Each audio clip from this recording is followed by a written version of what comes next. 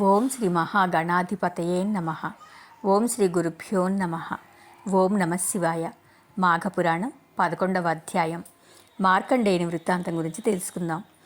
వశిష్ఠుల వారు దిలీపునకు మృగశృంగుని వివాహం, మృకండు జననం, కాశీ విశ్వనాథుని దర్శనం, విశ్వనాథుని వరము వలన మార్కండేయుని బడేయట మొదలగు వృత్తాంతంను వివరించి, మహారాజా, ఇక మార్కండేయుని గురించి వివరిస్తాను, శ్రద్ధగా ఆలకింపు అని వశిష్ఠుల వారు ఇలా చెప్తూ ఉన్నారు. మార్కండేయుని ఆయువు 16 సంవత్సరాలు మాత్రమే. రోజులు గడుస్తున్న కొలది తల్లిదండ్రులకు దిగులు ఎక్కువ అవుతుంది. 5 ఏళ్లు నిండగానే కుమారునికి ఉపనయనాది వైదిక కర్మలన్నీ పూర్తి చేశారు. 67 దాటగానే మార్కండేయుని చదివించుట ప్రారంభించారు. అతడు తన తండ్రి వలనే అచిరకాలంలోనే సకల శాస్త్రాలు, వేదాంత, పురాణ, ఇతిహాసములు, స్మృతులు పఠించి గుణవంతుడని ప్రశంసలను పొందాడు. కుమారా, నీవు పసితనమందే సకల శాస్త్రములు అభ్యసించి నీ బుద్ధి కుశలతచే అందరి మన్ననలను పొందుచున్నావు. అందులకు మేమెంతో ఆనందిస్తూ ఉన్నాము. అయినా గురువుల ఎడ, పెద్దల ఎడ, బ్రాహ్మణుల ఎడ మరింత భక్తిభావంతో మెలగవాలెను. వారి ఆశీస్సులు నీకు మంగళకరమవుతుంది. కనుక నీవట్లు చేసినచో నీ ఆయుర్దాయము వృద్ధి అగునని చెప్పారు. అలా 15 సంవత్సరాలు గడిచిపోయాయి. రోజు రోజుకి తల్లిదండ్రుల ఆందోళన, భయం ఎక్కువవుతుంది. పరమశివుని వరప్రసాదులకు మార్కండేయుని జన్మదినోత్సవం చేయవలనని తలచి మహారుషులందరకు ఆహ్వానాలు పంపించారు. మునీశ్వరులు, గురువర్యులు మొదలుగా వారందరూ మృకండుని ఆశ్రమానికి వచ్చారు. అందుకు మృకండు ఆనందం పొంది అతిథి సత్కారములు చేశాడు. మార్కండేయుడు వచ్చిన పెద్దలందరికీ నమస్కరించాడు. అలానే వశిష్ఠునికి నమస్కరిస్తుండగా అతడు మార్కండేయుని వారించాడు. అలా చేసినందులకు అందరూ ఆశ్చర్యపడి, మహానుభావ, మీరట్లు వారించుటకు కారణమేంటి అని ప్రశ్నించారు.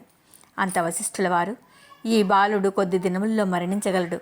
మీరందరూ ఇతనిని దీర్ఘాయుష్మంతుడవు కమ్ము అని దీవించితిరి కదా, అది ఎలా అవుతుంది? ఇతని ఆయుర్దాయము 16 ఏండ్లే కదా.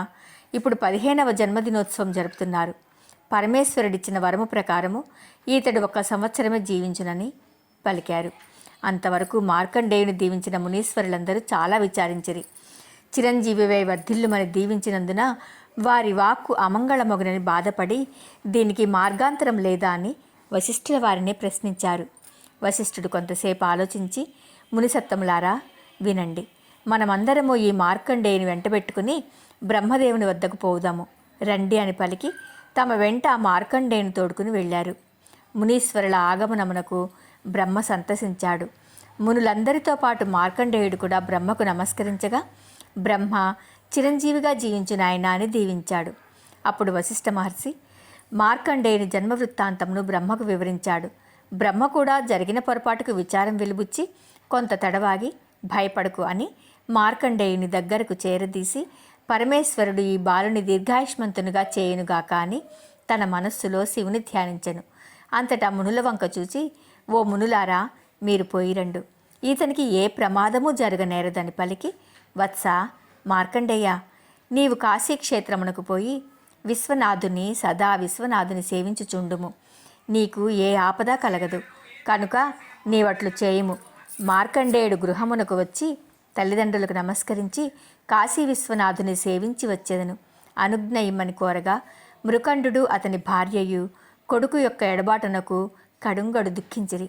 ఎట్టకేలకు మార్కండేయుని దీక్షను కాదనలేక, కుమారుని విడిచిపెట్టి ఉండలేక అందరూ కాశీక్షేత్రానికి బయలుదేరారు. కుటుంబ సహితంగా కాశీకి పోయి మృకండు కాశీ విశ్వేశ్వరాలయ సమీపమందు ఒక ఆశ్రమం నిర్మించాడు.